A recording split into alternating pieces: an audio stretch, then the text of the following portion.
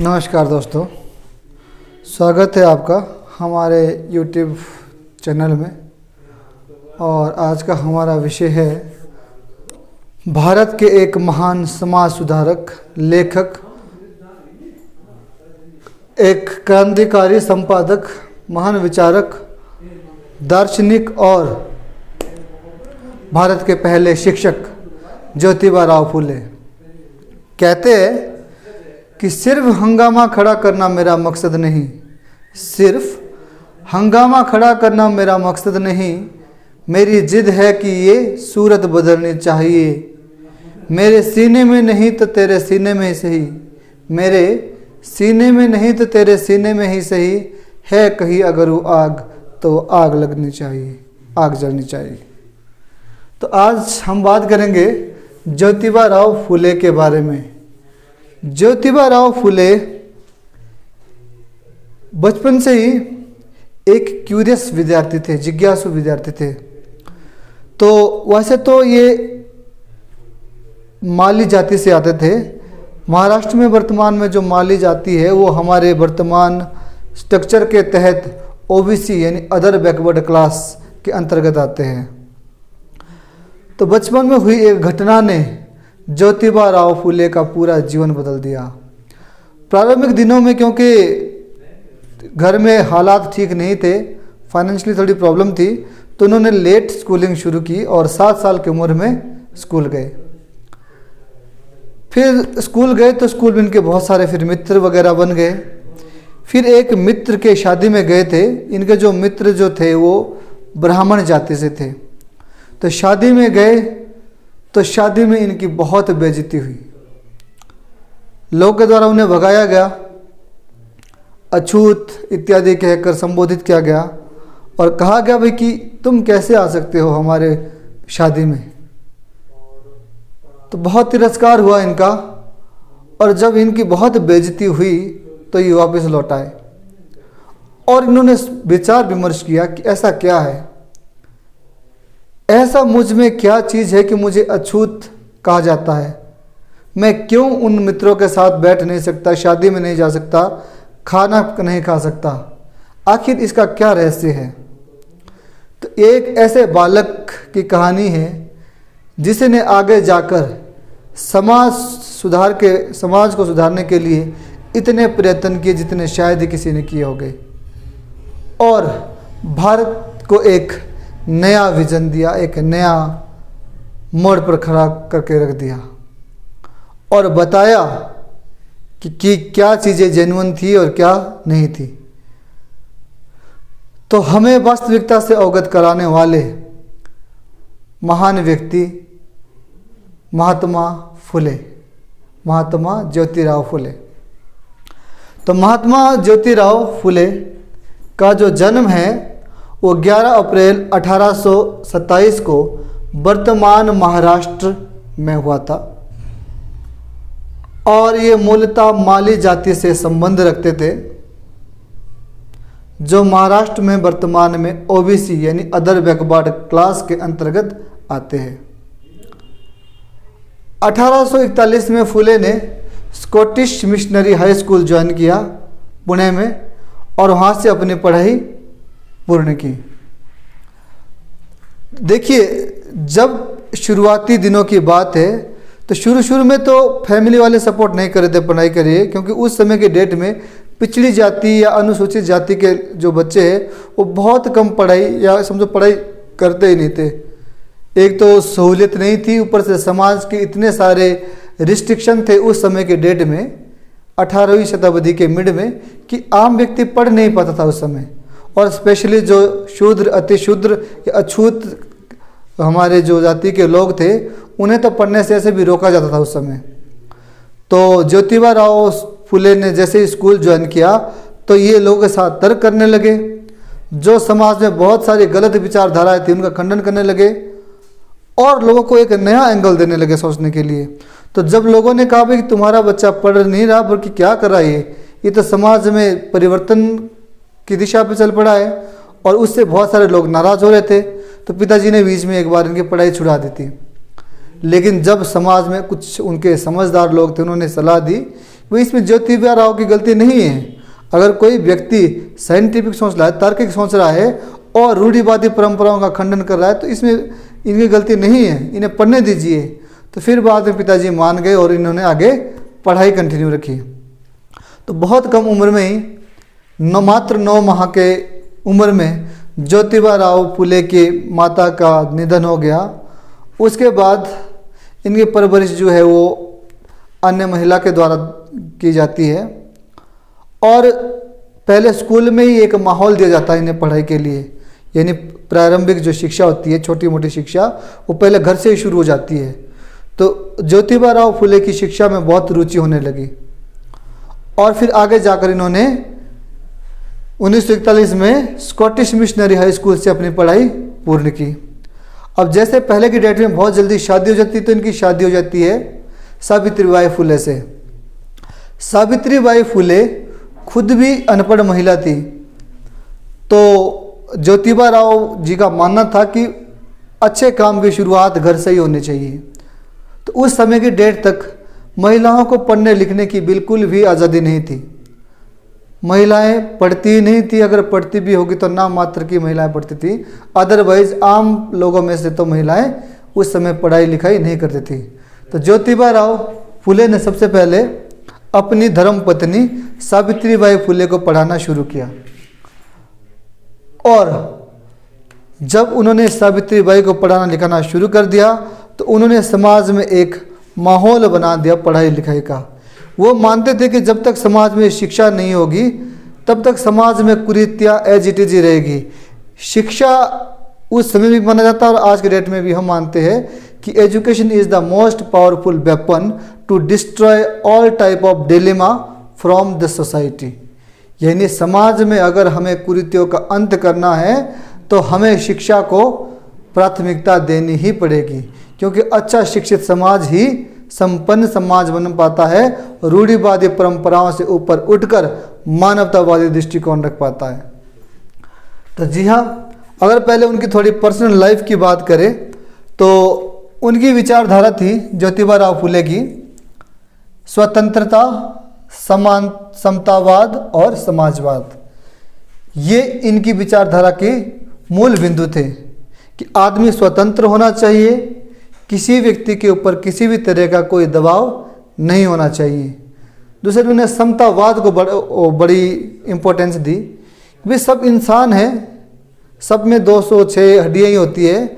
ये हम लोग के एक मेंटल लेवल ऐसा बना हुआ है, मानसिक घृणा एक दूसरे के प्रति इतनी बन चुकी है कि हम एक दूसरे को जातियों में या धर्मों में बांध कर देखते हैं।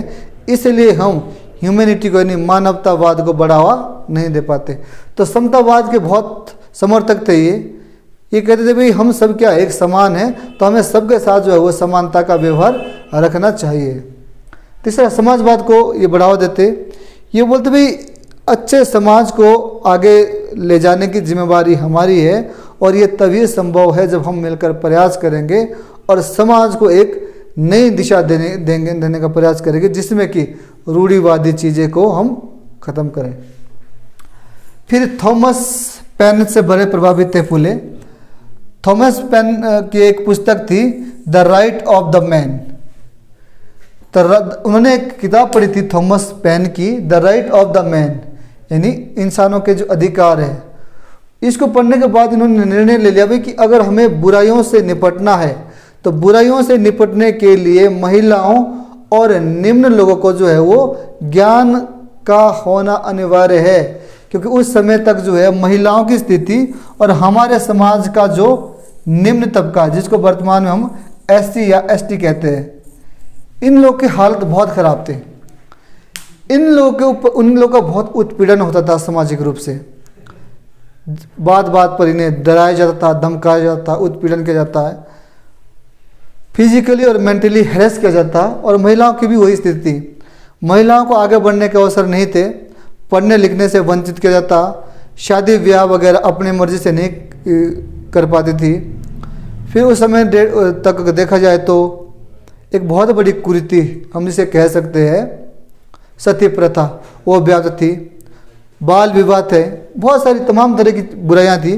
तो ज्योतिबा राव फुले का मानना था कि जब तक आप महिलाओं को और ऐसी कास्ट के लोगों को पढ़ाएंगे नहीं, तब तक वो लोग अपना दिमाग नहीं लगा पाएंगे, सोच नहीं पाएंगे वो कि कैसे इस चक्र से बाहर निकलना है।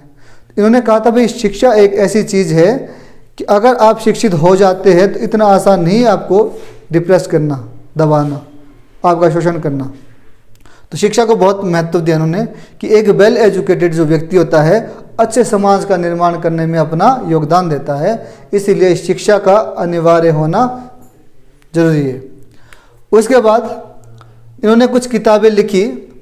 देखिए सबसे पहले इन्होंने एक किताब लिखी थी 1855 में, तृतीय रत्न। फिर इनकी जो बहुत प्रसिद्ध हुई किताब आगे जाकर वो उन्होंने 1873 में लिखी थी, वो थी गुलामगिरी, जो नॉर्थ इंडिया ही नहीं साउथ इंडिया नहीं, समझो संपूर्ण भारत में क्रांति फैल गई थी। और इस किताब से जो है लोगों के अंदर फिर चेतना का विकास हुआ, गुलामों को गुलामी का एहसास हुआ। तो ये किताब थी गुलामगिरी, जो 1873 में लिखी गई थी ज्योतिबा फूले के द्वारा। फिर इन्होंने एक संघ की स्थापना की थी 1873 में ही, जिसका नाम था सत्यशोधक समाज। इस संघ बनाने का जो इनका उद्देश्य था वो था जो निचली जातियां हैं इनके सम्मान के लिए इनका सामाजिक और आर्थिक विकास करना। सत्य शोधक समाज के मूल बिंदु ही थे कि जो हमारी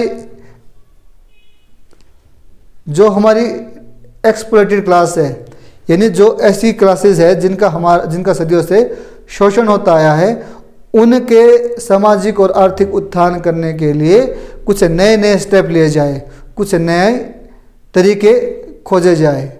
तो इसीलिए इन्होंने इस संघ की स्थापना की थी 1873 में, जिसको नाम दिया गया था सत्यशोधक समाज, जिसमें जो जेंट्स के हेड है वो खुद ज्योतिबा फूले थे और जो महिलाओं की हेड है वो इनकी पत्नी सावित्रीबाई फूले थी।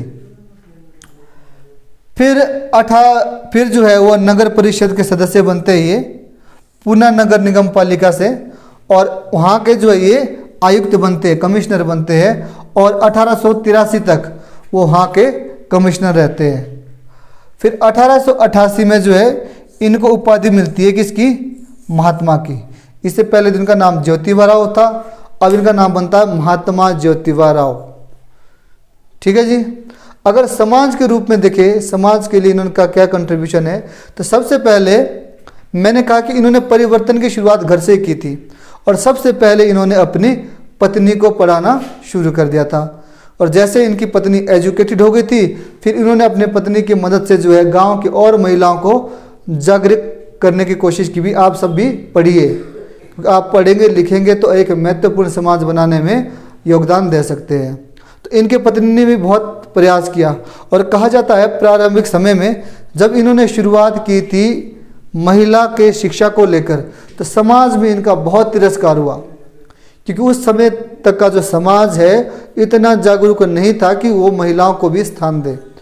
तो कहते कि जब ये गांव में जाते थे किसी को समझाने के लिए, शिक्षा के लिए, तो इनके ऊपर गोबर फेंका जाता था, मिट्टी फेंकी जाती थी, गारा फेंका जाता था, ताकि ज्योतिबा राव फूले और सावित्रीबाई फूले यहाँ से ना आए। और ख़ास करके उस समय का जो थोड़ा जिसको हम अपर क्लास समाज कह सकते हैं, वो लोग नहीं चाहते थे कि निचली क्लास जो है वो पढ़े लिखे, क्योंकि उन्हें कहीं ना कहीं ऐसा लगता था कि अगर निम्न वर्ग पढ़ लिख कर आगे आएगा तो उनका जो महत्व है कहीं ना कहीं वो कम हो जाएगा, और समाज में जो उनका डर और जो छवि है वो कम हो जाएगी। इसीलिए वो नहीं चाह रहे थे भाई कि हमारे जो एक्सप्लॉइड क्लास या डिप्लॉइड क्लास के लोग हैं वो भी पढ़े लिखे और अपना पूर्ण विकास करें। लेकिन ज्योतिबा राव फूले ने ठान लिया था कि अगर हमें समाज में परिवर्तन की आंधी को लाना है तो जो हमारा निचला वर्ग है उसे उठाना ही पड़ेगा। इसलिए इन्होंने अपनी पूरी जान झोंक दी और पूरी तरह से जो है अपनी पत्नी के साथ मिलकर पूरा प्रयास कर दिया।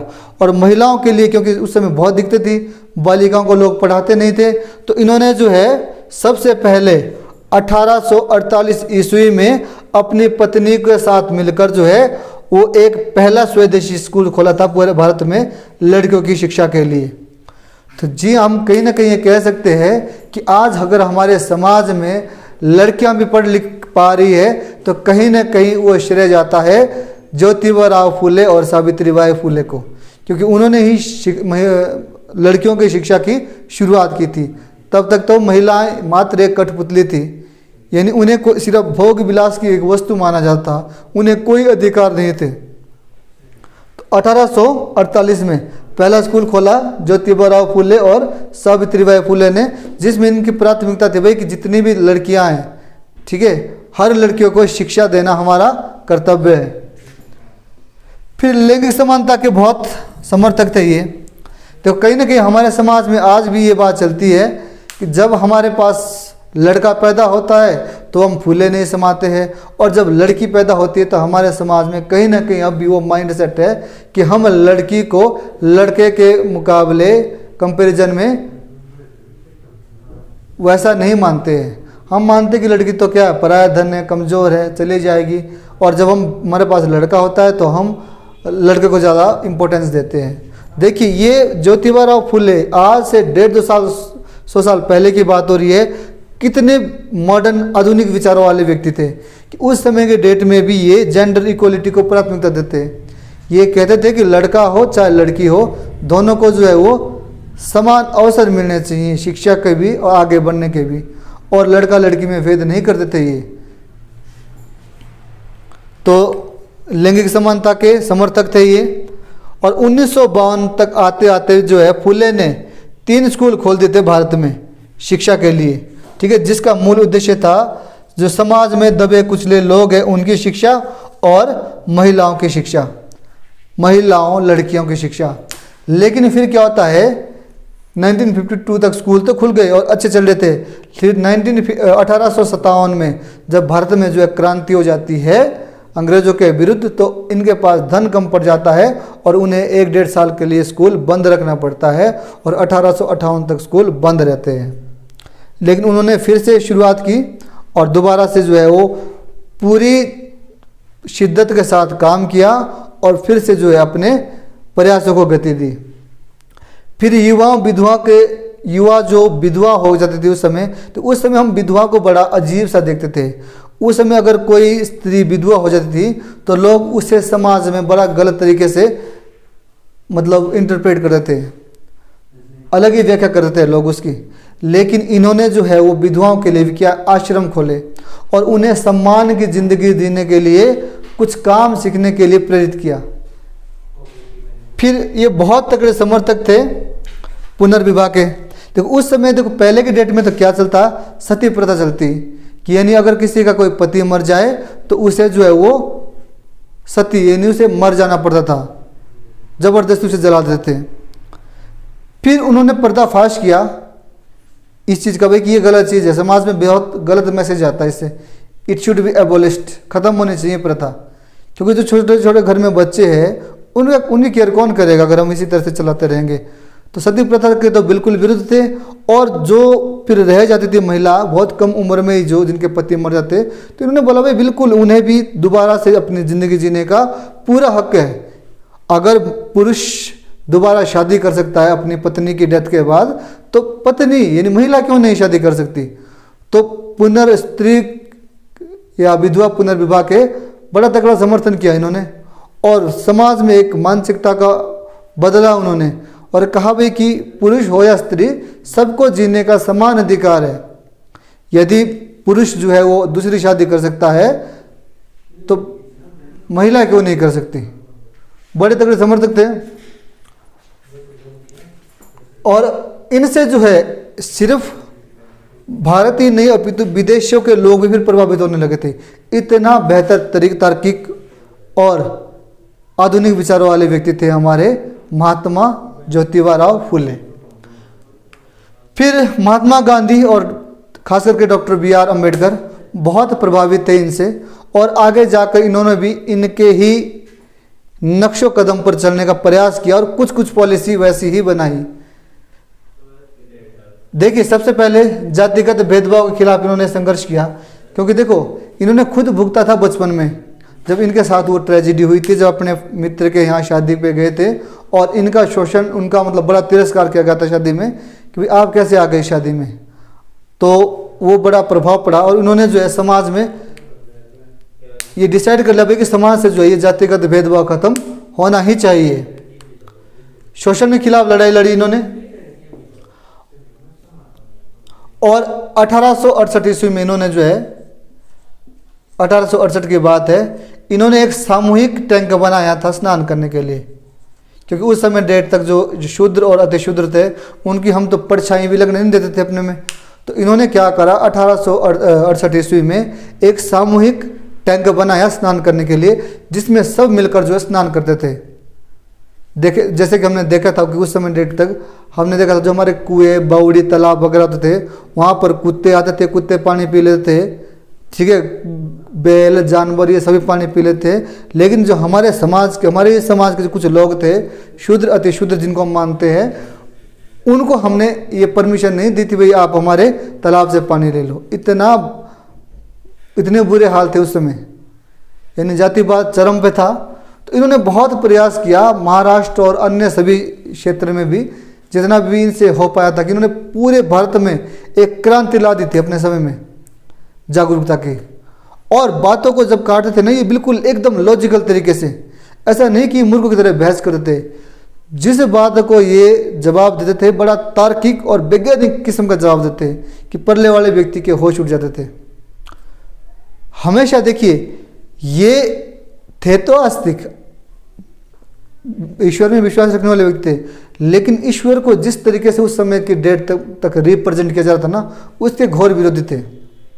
ये कहते कुछ पखंडी के द्वारा जो है ये एक व्यवस्था तैयार की गई है समाज को बांटने की और अपना निजी स्वार्थ के लिए समाज को भड़काने की। तो ये बिल्कुल मानवतावादी दृष्टिकोण रखने वाले व्यक्ति थे। और उन्होंने तो यहाँ तक जो कुछ लोग इन्होंने पाखंडी तक बोल दिया था कि जो समाज को बांट रहे लोग ये पाखंडी लोग हैं, क्योंकि इन्होंने बिल्कुल एक विजनरी जो व्यक्ति जैसे होते हैं उस तरह का दृष्टिकोण दिया था। और समाज में इन्होंने जो भी बातें रखी थी एकदम विद प्रूफ रखी थी, लॉजिकल तरीके से। इसीलिए इनका बड़ा सम्मान है भारत में। और देखिए ये एक महान विचारक थे और सामाजिक कार्यकर्ता थे। समाज सुधार आंदोलन में इन्होंने बहुत बड़ी भूमिका निभाई। और इन्होंने जो है वो अपने लेख लिखते थे, ये लेख के माध्यम से भी कोशिश की कि अपनी बात को जो है वो लोगों तक पहुंचा सके। तो अगर हम इसको समराइज करके देखना चाहें तो ज्योतिबा फुले को जो है भारत का प्रथम शिक्षक कह सकते हैं हम, जिन्होंने सबसे पहले भारत में शिक्षा की क्रांति की एक मशाल जगाई और आम व्यक्तियों के लिए जो है वो शिक्षा के दरवाजे खोल दिए। देखो बड़े बड़े रॉयल लोग तो उस समय भी पढ़ते थे, कोई इंग्लैंड में पढ़ रहा है, कोई अमेरिका पढ़ रहा है, जो पैसे वाले लोग होते थे। लेकिन जो एक आम और शोषित और वंचित समाज का जो बच्चा है वो तब तक नहीं पढ़ लिख पाता था। लेकिन ज्योतिबा फुले ने ऐसे प्रयास किया भाई अगर भारत को आगे ले जाना है तो 2-4 या बड़े बड़े लोगों की पढ़ाई लिखाई से कुछ नहीं होगा, सबको पढ़ना पड़ेगा, क्योंकि education should be compulsory for all. तभी तो हम अपने समाज को एक नई दिशा की तरफ ले जा सकते हैं। तो ऐसे थे हमारे ज्योतिबा फुले, जिन्होंने जो है भारत को आगे ले जाने के लिए अपने बहुत बड़ा योगदान दिया। और फाइनली जो है 28 नवंबर 1890 को इनकी मृत्यु हो जाती है। और महाराष्ट्र के पुणे सिटी में इनकी जो समाधि है फुलेवाड़ा में, ठीक है, यहाँ पर उनकी समाधि है। और आज भी लोग जो है इनको बड़ा रिस्पेक्ट करते हैं, क्योंकि उस समय के डेट में जब हालात बहुत ख़राब थे तब भी इन्होंने जो है वो हालातों का डटकर मुकाबला किया और समाज को एक नई दिशा देने का प्रयास किया। तो आई होप दोस्तों आपके लिए ये हेल्पफुल वीडियो होगी, आपको कुछ इसके जानकारी मिल पाई होगी। फिर मिलते हैं किसी नेक्स्ट वीडियो के साथ, तब तक के लिए गुड बाय, जय हिंद।